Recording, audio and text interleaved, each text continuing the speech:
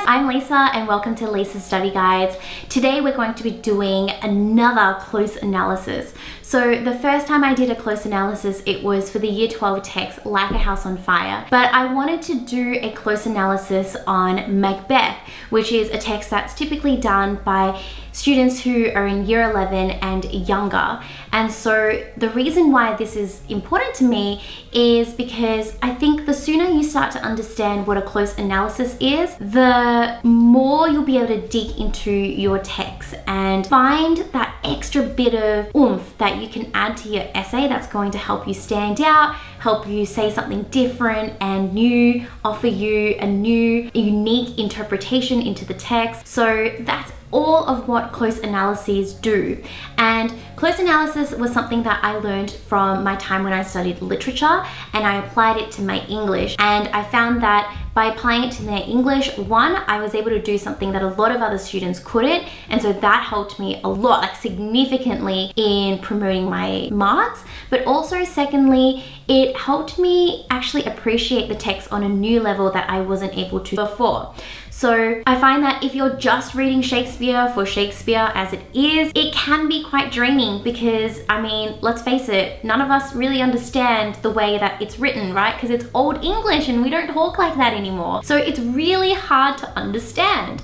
But as you dig deeper in the text, I don't know if you guys have found this yourself, but I find that as I start understanding themes and ideas and the characters and why they're there the way that they are, it actually gets more and more interesting.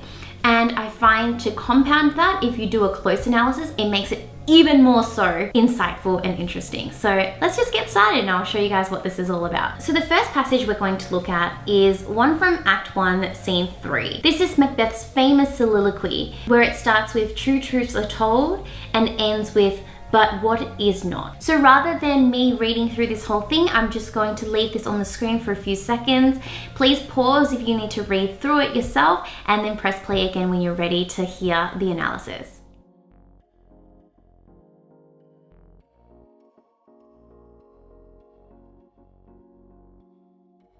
Passage 1 from Act 1, Scene 3 takes place just after Macbeth has been announced as Thane of Cawdor, proving part of the witch's prophecy true. "All hail Macbeth, Thane of Cawdor, that shalt be king hereafter." This part of the play is the first insight we have on Macbeth's inner thoughts. Macbeth's firm and thoughtful tone in the opening alliteration, "True truths are told," stresses how serious he takes the witch's predictions. Shakespeare presents this passage as a soliloquy in order to convey Macbeth's true inner thoughts and motives. As this is Macbeth's first soliloquy, it emphasized the strong possibility of Macbeth heading down a dark journey as he cannot forget the witch's predictions.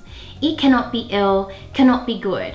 If ill, why hath it given me earnest of success, commencing in a truth?" Shakespeare uses the metaphor of theatre for fate. The meta-theatrical reference, as happy prologues to the swelling act, makes the audience consider the action that will unfold in the following scenes through foreshadowing. Macbeth feels that committing regicide will be a supernatural soliciting.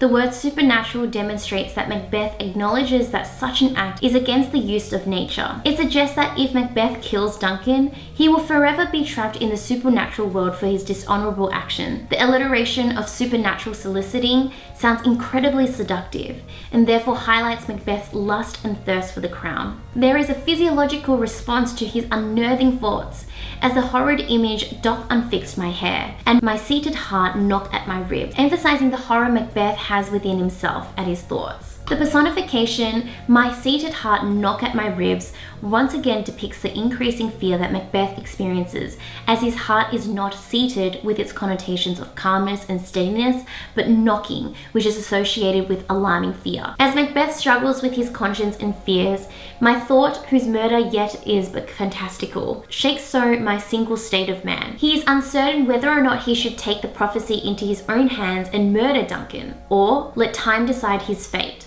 time and honor run through the ruffer's day. The consonants S shakes so my single state of man gives readers an auditory sense of the shaking that is so evident in Macbeth. The alliteration smothered in surmise demonstrates how Macbeth's vivid imagination causes him to struggle with fear and hesitate undergoing the action that is foreseen by him as a horrid image. These mental images are of significance throughout the play, as it is evident that Macbeth's conscience results in him seeing a dagger and also Banquo's ghost. The antithesis, and nothing is but what is not, is deliberately broken up into 2 lines to demonstrate the ambiguity of Macbeth's thoughts and the confusion which evidently contributes to his overall fear. Macbeth's actions become overpowered by his imagination until nothing is but what is not, or imagination carries more weight than action. The partial alliteration of smothered in surmise and the antithesis of nothing is but what is not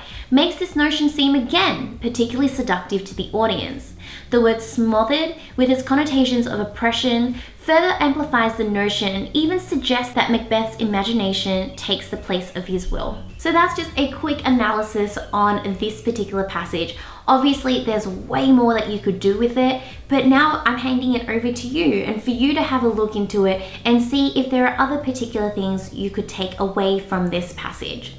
If you need help with meta language, or what we also call literary devices, so things like foreshadowing, alliteration, assonance, consonants, those type of vocab, then I will link you to a meta language list that I've got on my website just down below for you, so that you can just use that as reference and it kind of help you try to see what might be in the passage. If you guys have found this helpful, please let me know in the comment section below, because I can easily do a part 2 on this. I've got another passage already written up and ready to go. So just let me know if you are finding it helpful.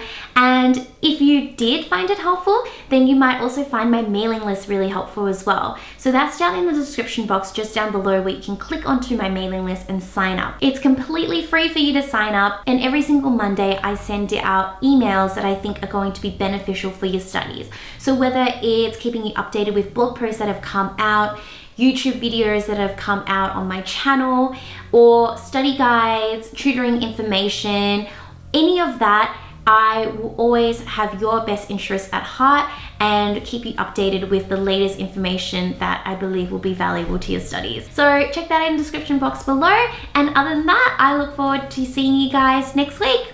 Bye!